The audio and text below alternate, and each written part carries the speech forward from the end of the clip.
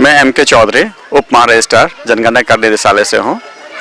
और जैसा कि आप सब अवगत हैं कि पूरे भारतवर्ष में 1 अक्टूबर आज के दिन 10 से 11 बजे स्वच्छ भारत अभियान के अंतर्गत पूरी साफ सफाई का कार्यक्रम है, जिसमें इस आवासीय कॉलोनी को चुना गया है।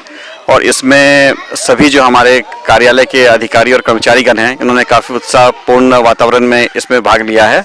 और जैसा कि आप देख रहे हैं, काफ़ी कुछ इसमें साफ़ सफाई में हम लोगों ने इसमें योगदान दिया है। और आशा करते हैं कि हम अपने क्या हमारे आसपास के जहाँ भी हम जहाँ रहते हैं वहाँ की साफ़ सफाई को हमेशा हर तरह से इसको ठीक करने, स्वच्छ रखने की कोशिश करेंगे। और ये जो आज का ये कार्यक्रम है, ये काफ़ी सफलतापूर्वक उत्साहपूर्ण माहौल में बनाया गया। और हम इसके लिए हमारे सभी अधिकारी और कर्मचारीगण हैं जिन्होंने इसमें परोक्ष या प्रत्यक्ष रूप से योगदान दिया है, उनके हम आभार व्यक्त करते हैं। स्वच्छ भारत का इरादा कर लिया हमने, देश से अपने ये वादा कर लिया हमने। स्वच्छ भारत का इरादा कर लिया हमने, देश से अपने ये वादा कर लिया हमने।